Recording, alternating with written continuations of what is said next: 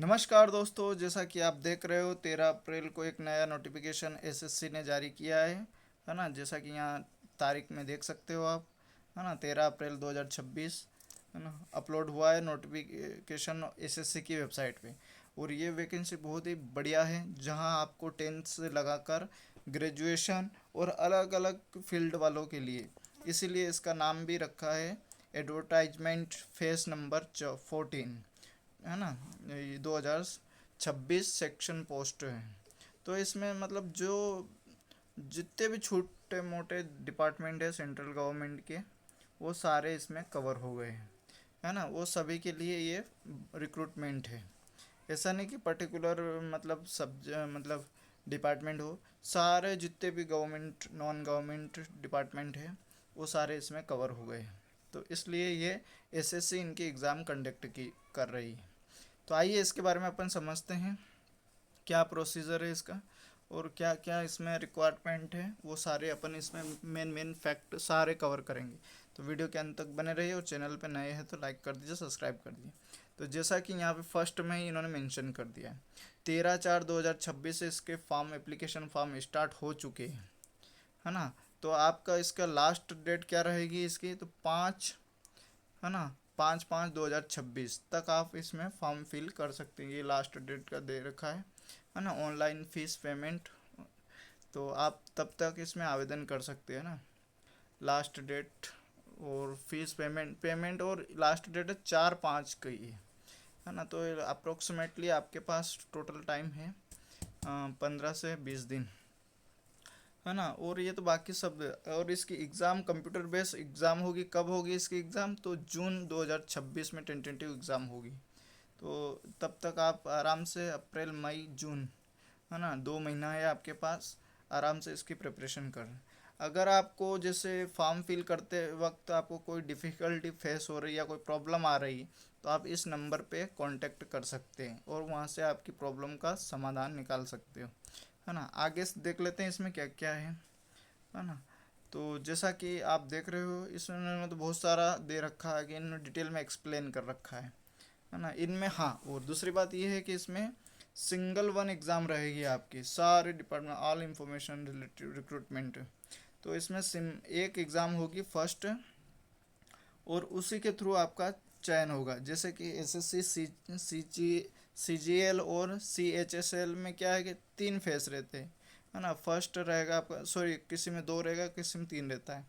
तो first phase जैसे कि मान लो सीजीएल, तो इसमें क्या है कि प्रीलिम्स मेंस और इंटरव्यू जो भी रिगार्डिंग डिपार्टमेंट, पर इसमें एक वन सिंगल डे एग्ज़ाम रहेगी आपकी।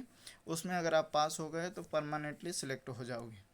तो इसमें ये दे रखा है और कुछ नहीं। हाँ, और इसमें एक बात ये है कि इसमें जो भी आप कैंडिडेट हो, तो जैसे कि फॉर एग्ज़ाम्पल एसएससी सॉरी यार, एस सी एस टी के जो एप्लीकेंट है, एस सी एस टी वाले जो कैंडिडेट है, ओबीसी वाले कैंडिडेट है, उनको रिजर्वेशन का जो जो भी है सारे क्राइटेरिया कवर किया जाएगा। जैसे कि एज रिलैक्सेशंस, है ना, फीस में कितना क्या छूट है, वो सारे इसमें रिजर्वेशन के सारे रूल रेगुलेशन इसमें लागू रहेगा, है ना।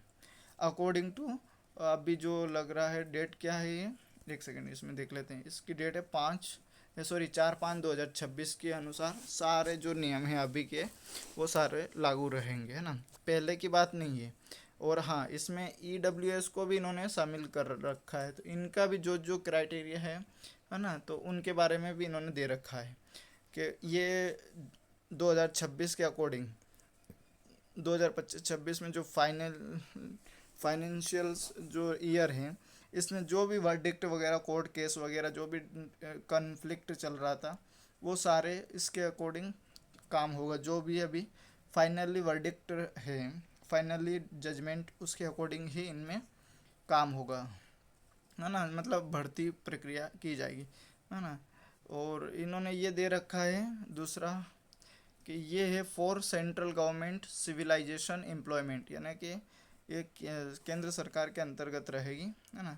तो जिसमें आपको ध्यान रखना सारे सर्टिफिकेट वगैरह में आपके करेक्ट होने चाहिए। किसी में मतलब ऐसा नहीं कि किसी में डेट अलग, नेम डेट अलग, है ना, और डेट ऑफ बर्थ अलग, तो ऐसा नहीं होना चाहिए, डॉक्यूमेंट वेरिफिकेशन होगा आपका। तो इसलिए सभी डॉक्यूमेंट में एक जैसा होना चाहिए आपका, जिसे अपन मेटा डेटा बोलते हैं। नेक्स्ट, अगर आप विकलांग कैटेगरी वाले हो तो इन्होंने इसके बारे में दे रखा कि जितने भी क्राइटेरिया है, सारे क्राइटेरिया फुलफिल की जाएगा अकॉर्डिंग टू गवर्नमेंट रूल के अनुसार। हर एप्लीकेबल को, मतलब एप्लीकेबल जो कैंडिडेट है उनको, उन सभी को लाभ दिया जाएगा गवर्नमेंट रूल के अकॉर्डिंग, है ना। इन्होंने यहाँ मेंशन कर दिया कैंडिडेट को, मतलब जो विकलांग कैटेगरी में आते हैं ना वो वाले, जैसे VH, HH, OH, अदर्स, है ना, इन सभी का यहाँ पे इन्होंने टाइप भी डाल रखा कि कौन सा टाइप है क्या है। फिर दूसरी बात है कि इसमें सिटी, कौन कौन से लोग इसमें आवेदन कर सकते हैं, किस किस राज्य या सिटी के। तो इसमें दे रखा है कि इंडिया, नेपाल, भूटान, और फिर आपको जिम्बाब्वे, मालदीव, जायर्स, इथोपिया, है ना, वियतनाम, और बहुत सारे यार, तो इसमें तो बहुत सारे लोग। और हाँ, India before refused sit permanent, Tibet के जो लोग हैं जो आए हैं 1 जनवरी 1962 के पहले, तो उन वो लोग भी इसमें आवेदन कर सकते हैं। Uganda, United Republic of the Tanzania, in country वाले लोग भी इसमें आवेदन कर सकते हैं। ये इंडियन गवर्नमेंट ने बोल रखा है ना।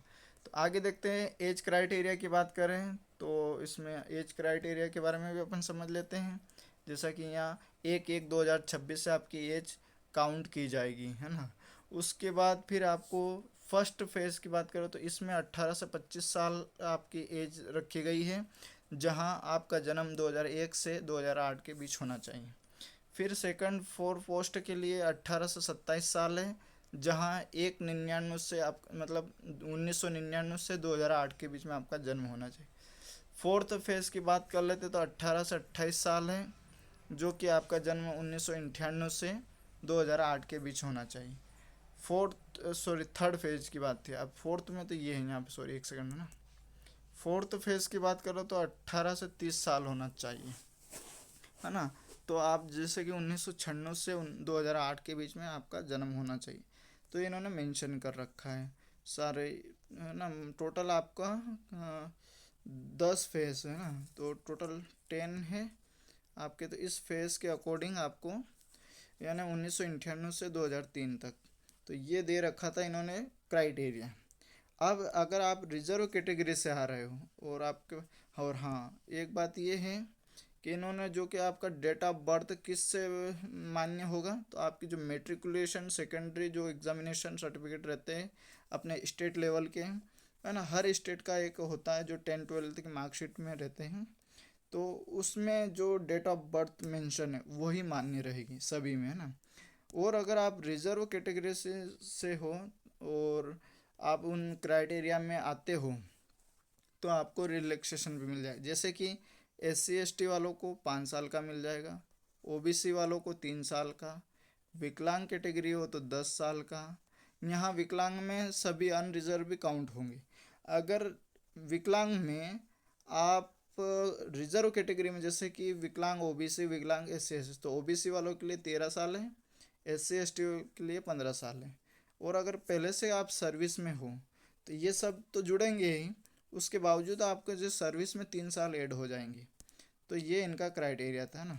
और भी बहुत सारा, जैसे कि आप डिफेंस से रिलेटेड हो, तो जैसे डिफेंस सेवा में रहे तो 3 साल आपको मिल जाएगा, यहाँ पे डिफेंस वाला है ना, जो कि, और डिफेंस में भी आप एक्स्ट्रा जैसे कि SC ST में हो तो 8 साल का मिल जाएगा, क्योंकि ये गवर्नमेंट है। फिर है इन्हें एडिशनल जो कि permissible relaxation is the upper age limit group C के लिए। तो इन्होंने इन्होंने इसमें भी बहुत बढ़िया है, जैसे कि इन्होंने दे रखा है ग्रुप C में, तो जैसे मैक्सिमम एज 40 साल है, 45 साल है, फर्स्ट सेकंड, है ना, और 35 साल है, 40 साल है। ये किसके लिए है, तो SC ST और वुमन और जुडिशली सेपरेटेड टू जो रहते हैं उनके लिए, है ना। अगर गवर्नमेंट एम्प्लॉई है आप तो 40 साल हो जाएगा, प्लस रेगुलर कंटिन्यूस सर्विस अगर रही है आपकी तो। फिर सेंट्रल गवर्नमेंट के आदमी हो अगर आप तो 45 साल हो जाएगा आपका। अगर आपका कहीं है ना, क्या sir, widows women's and judicially separated, है ना, तो आप उसका 35 साल उसमें ऐड हो जाएगा ना। तो ये इस हिसाब से इन्होंने रिलैक्सेशन दे रखा है ना। अब इसमें और देख लेते हैं क्या मामला है। मेन मेन फैक्ट कवर करेंगे अपन ना। Process of certificate and the format of certificate, जो आपके सर्टिफिकेट है उनके बारे में बताएगा। तो अपन सभी ओवरऑल हम कह सकते हैं कि आपका जो मेटा डेटा है सारा, जो जैसे कि नाम है, डेट ऑफ बर्थ है, पिताजी का नाम है, एड्रेस वगैरह, सभी में सेम होना चाहिए। जैसे आधार कार्ड, पैन कार्ड और आपका जो वोटर आईडी कार्ड, 10-12 की मार्कशीट में, ग्रेजुएशन की मार्कशीट में, है ना। तो इनमें एक जैसा होना चाहिए आपके डेट ऑफ बर्थ, नेम वगैरह सभी, कहीं मिसमैच नहीं होना चाहिए। नहीं तो कहीं जैसे आधार कार्ड में केवल नाम है, मार्कशीट में सरनेम में है, तो ऐसा नहीं होगा। इसमें इन्होंने बोल रखा है मेटा डेटा एक जैसा होना चाहिए सभी डॉक्यूमेंट्स में, है ना। तो नेक्स्ट अगला देख लेते हैं। अब आप फॉर्म फिल करोगे तो इन्होंने वन टाइम रजिस्ट्रेशन होना चाहिए, जिसे अपन बोलते हैं क्या, OTR।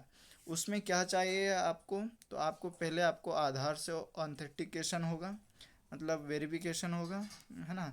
तो उसमें आपको विशेष ध्यान रखना, आपका आधार कार्ड होना चाहिए।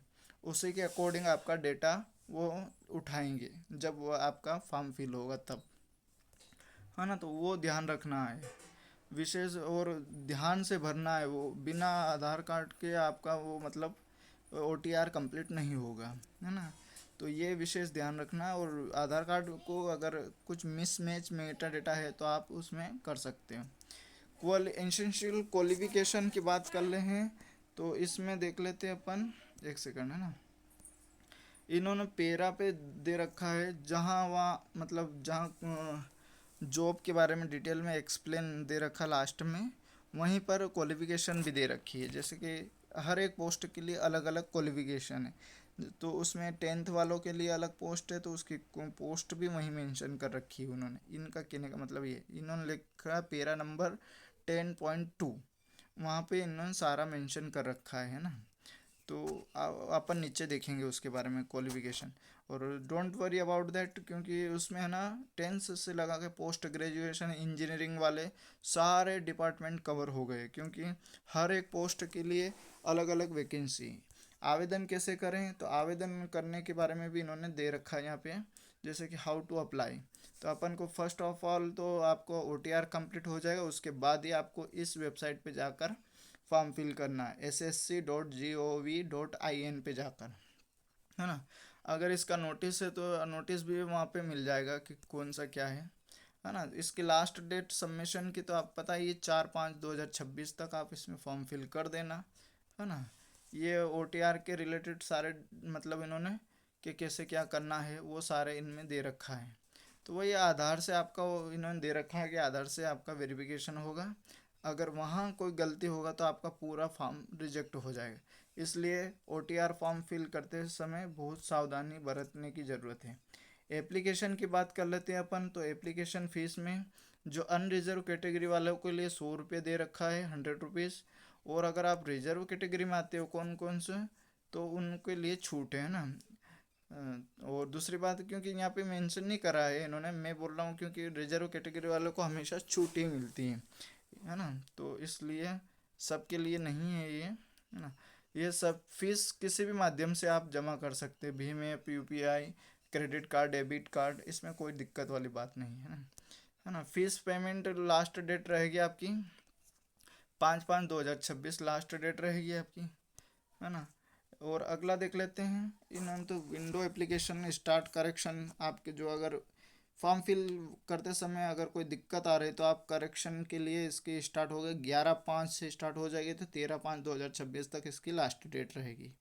उसके बीच में आप अगर फॉर्म में कोई गलती हो तो आप करेक्ट कर सकते हो, है ना। पर आपको कितना रुपये लगेगा, 200 रुपये का चार्ज लगेगा, तब जाके करेक्शन होगा, है ना।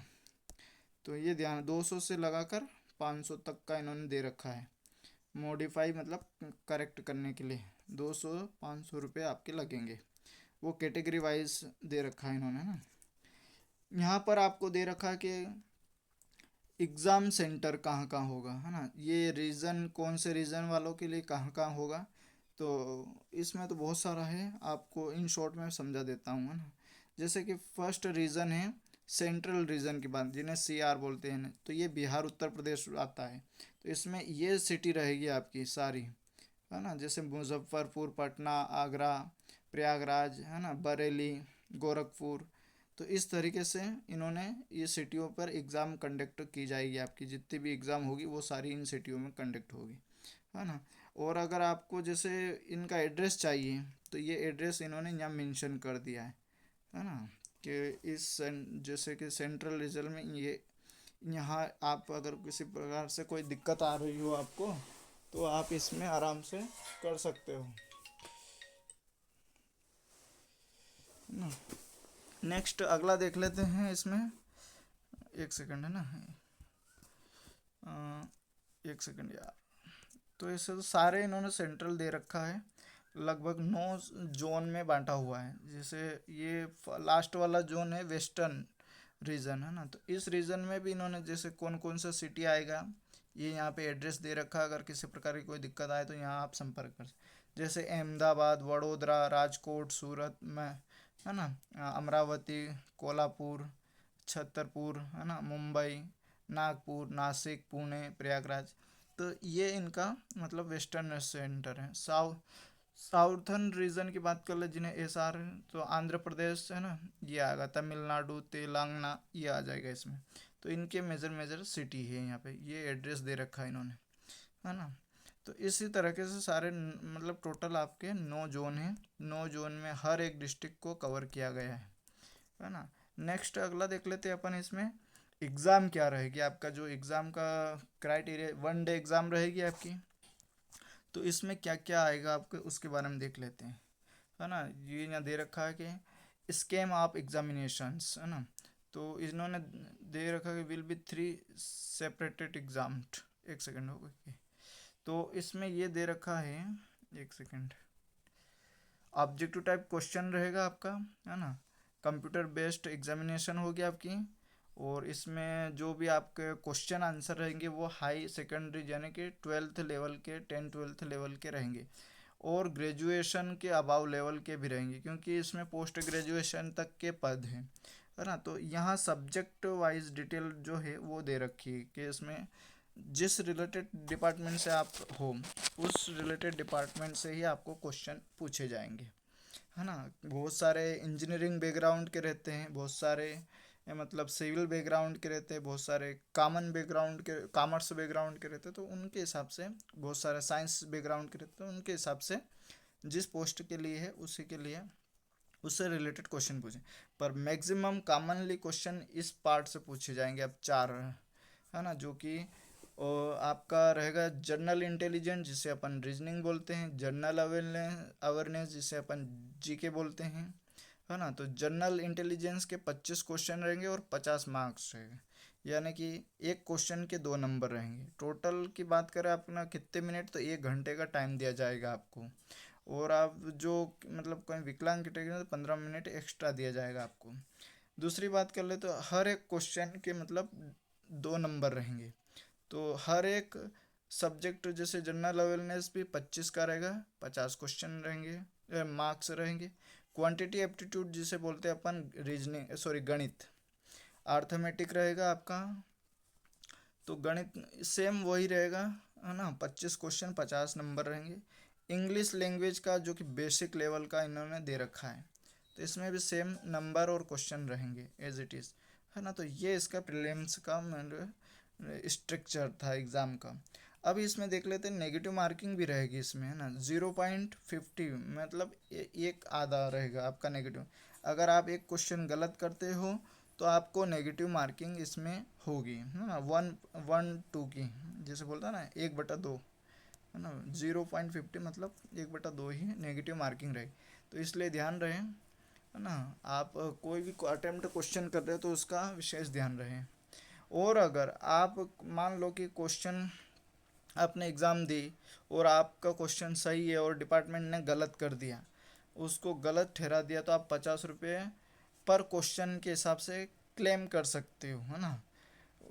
और इसका एक फॉर्म फिल होगा ऑनलाइन मेथड्स जो कि वहाँ से आप इसको क्लेम करके इसका जांच कर सकते हो, ऑब्जेक्शन ले सकते हो ना मैनेजमेंट से कि मैं इस पे ऑब्जेक्शन कर रहा हूँ, तो ऑब्जेक्शन नोटिस डिटेल दी जाएगी। यहाँ पे दे रखा है नोटिस डिटेल नंबर 10/4/2016, यानी 10/4/2026 को नोटिफिकेशन है, उसके अकॉर्डिंग आपको आपके बारे में आपका सुना जाएगा जो भी सवाल है कि किस हिसाब से गलत है क्वेश्चन, है ना।